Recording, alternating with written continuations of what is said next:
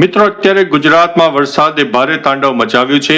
ભયંકર જળબંબાકારની પરિસ્થિતિ વચ્ચે વલસાડમાં પૂર વચ્ચે રોમાંચક રેસ્ક્યુ કરવામાં આવ્યું છે. વલસાડ જિલ્લાના વાપી નજીકા સલવાવ વિસ્તારમાં પૂરના પાણીમાં એક યુવક ગઈકાલથી વીજ પોલ પર ફસાઈ ગયો હતો. આસપાસના જોરદાર પ્રવાહને કારણે એનડીઆરએફની બોટ પણ પહોંચી શકી નહોતી.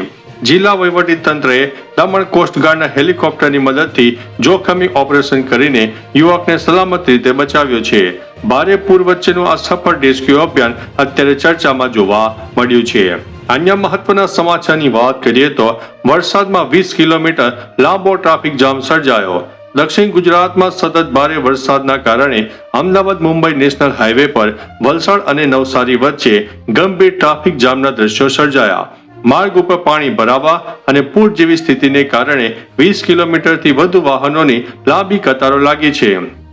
નવસારીથી મુંબઈ તરફ જતા હજારો વાહન ચાલકો 12 કલાકથી વધુ સમયથી રસ્તા ઉપર ફસાયા છે. ટ્રાફિક સામાન્ય બનાવવા માટે પોલીસ અને તંત્ર સતત કામગીરી કરી રહ્યા છે. બિનજરૂરી મુસાફરી ટાળવા માટે વિનંતી કરવામાં આવી છે. અન્ય મહત્વના સમાચારની વાત કરીએ તો ગુજરાતના આકાશમાં 12 થી 16 કિલોમીટર જાડા વાદળોના થર જોવા મળ્યા. ઈસરો અને IMDના સેટેલાઇટ ડેટા અનુસાર દેશના આશરે 95% ભૂભાગ પર ઘાટા વાદળો છવાયેલા છે. 22 જુલાઈની ઇન્સેટ 3DR અને ઇન્સેટ 3DS તસવીરોમાં સમગ્ર ભારત વાદળોથી ઢંકાયેલું જોવા મળ્યું હતું. ગુજરાતના આકાશમાં 12 થી 16 કિલોમીટર જાડા વાદળોનો થર જોવા મળ્યો. 2026માં નબળા ચોમાસાની આગાહી છતાં દેશમાં વરસાદ થઈ રહ્યો છે. વાદળોની ટોચ વાતાવરણમાં 16 કિલોમીટર ઊંચી સુધી ચડી ગઈ છે. અન્ય મહત્વના સમાચારની વાત કરીએ તો નદીના પૂર વચ્ચે 30 થી વધુ લોકોને એરલિફ્ટ કરવામાં આવ્યા છે. નવસારી જિલ્લાના ગણદેવી તાલુકાના ભાટ ગામે અંબિકા નદીના પાણી સતત વધતા ઝીંગા ફાર્મ પર 30 થી વધુ લોકો ફસાઈ ગયા હતા. ફસાયેલા લોકોના વિડીયો વાયરલ થયા બાદ જિલ્લા વહીવટી તંત્ર તાત્કાલિક હરકતમાં આવ્યો. વાયુસેનાના હેલિકોપ્ટરની મદદથી તમામ લોકોને સુરક્ષિત રીતે એરલિફ્ટ કરવામાં આવ્યા છે. આ ઉપરાંત મેંઢાર ગામે પણ ઇન્ડિયન કોસ્ટગાર્ડ દ્વારા યુદ્ધના ધોરણે સફળ એર રેસ્ક્યુ ઓપરેશન કરવામાં આવ્યું હતું. અન્ય મહત્વના સમાચારની વાત કરીએ તો અમદાવાદમાં આજે પણ રજા જાહેર. અમદાવાદમાં ભારે વરસાદ અને આગામી સમયમાં પણ ભારે વરસાદની સંભાવનાને ધ્યાનમાં રાખીને તંત્ર દ્વારા મહત્વપૂર્ણ નિર્ણય લેવામાં આવ્યો છે. વિદ્યાર્થીઓની સલામતીને પ્રાથમિકતા આપવા માટે આજે પણ અમદાવાદ શહેરની તમામ શાળા અને કોલેજોમાં શૈક્ષણિક કામગીરી બંધ રાખવાનો નિર્ણય લેવામાં આવ્યો છે. વાલીઓ અને વિદ્યાર્થીઓને તંત્રની સૂચનાઓનું પાલન કરવા તેમજ વરસાદમાં બિનજરૂરી બહાર ન નીકળવા માટે અપીલ કરવામાં આવી છે. અન્ય મહત્વના સમાચારની વાત કરીએ તો આ હાઈવે બંધ, જવાનું ટાળજો. અમદાવાદમાં 2 દિવસથી સતત ભારે વરસાદના કારણે અનેક વિસ્તારોમાં પાણી ભરાઈ જવા પામ્યા છે. અમદાવાદ રાજકોટ હાઈવે ઉપર પાણી ભરાતા વાહનો અટવાયા છે. આ સ્થિતિને જોતા બગોદરા સનાથલ હાઈવે પર બંને તરફથી અસ્થાયી રીતે બંધ કરવામાં આવ્યો છે. પાણી 6 થી 7 ફૂટ સુધી ભરાયેલું હોવાથી વાહન વ્યવહાર શક્ય બન્યો નહોતો. અધિકારીઓ વૈકલ્પિક ડાયવર્ઝન માર્ગો પણ જાહેર કરી દેવામાં આવ્યા છે. અન્ય મહત્વના સમાચારની વાત કરીએ તો શેત્રુંજી ડેમ બીજી વખત ઓવરફ્લો થયો. ભાવનગરના પાલીતાણા નજીકનો શેત્રુંજી ડેમ ચાલુ સિઝનમાં બીજી વખત પૂર્ણ સપાટીએ ભરાઈને ઓવરફ્લો થઈ જવા પામ્યો છે. અમરેલી અને ધારીના ઉપરવાસમાં ભારે વરસાદથી ડેમમાં પાણીની આવક વધતા રૂલ લેવલ જાળવવા માટે 59 દરવાજા ખોલવામાં આવ્યા છે. હાલ શેત્રુંજી નદીમાં 9440 ક્યુસેક પાણી છોડાઈ રહ્યું છે. નીચાણવાળા વિસ્તારોમાં સાવચેતીના ભાગરૂપે પાલીતાણાના 5 અને તળાજાના 12 સહિત 17 ગામોને એલર્ટ કરી દેવામાં આવ્યા છે.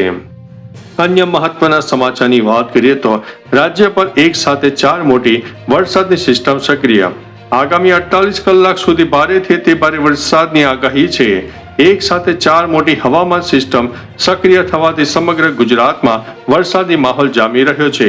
ગુજરાતની નજીક મજબૂત લો પ્રેશર સિસ્ટમ, ચોમાસાની મુખ્ય ધરી, ભેજવાળા પવનો અને બંગાળની ખાડીમાં સાયક્લોનિક સર્ક્યુલેશન જેવા પરિબળોને કારણે મેઘરાજા મહેરબાન થયા છે. અનેક વિસ્તારોમાં સતત અને ભારે વરસાદની શક્યતા વર્ણવવામાં આવી છે. અન્ય મહત્વના સમાચારની વાત કરીએ તો પૂરની સ્થિતિ વચ્ચે સીએમની ઉચ્ચ સ્તરીય બેઠક. ગુજરાતમાં પૂરની સ્થિતિ વચ્ચે સીએમ ભૂપેન્દ્રભાઈ પટેલની અધ્યક્ષતામાં હાઈ લેવલ બેઠક યોજાઈ. મોરબી, સુરેન્દ્રનગર, અમદાવાદ, આણંદ, ખેડા, ગાંધીનગર, વાવ, થરાદ અને બનાસકાંઠામાં રેડ એલર્ટ આપવામાં આવ્યું હતું, જ્યારે જામનગર, ભાવનગર, બોટાદ, કચ્છ અને મહેસાણામાં ઓરેન્જ એલર્ટ આપવામાં આવ્યું હતું.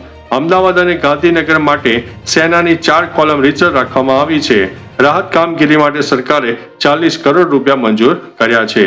અન્ય મહત્વના સમાચારની વાત કરીએ તો આજી-2 ડેમ ઓવરફ્લો થઈ જવા પામ્યો છે. રાજકોટ શહેર અને જિલ્લામાં છેલ્લા 24 કલાકથી સતત વરસાદ વરસી રહ્યો છે. શહેરમાં 3.5 ઇંચથી વધુ વરસાદ નોંધાતા સિંચાઈ માટે મહત્વપૂર્ણ આજી-2 ડેમ સંપૂર્ણપણે ભરાઈને ઓવરફ્લો થયો છે.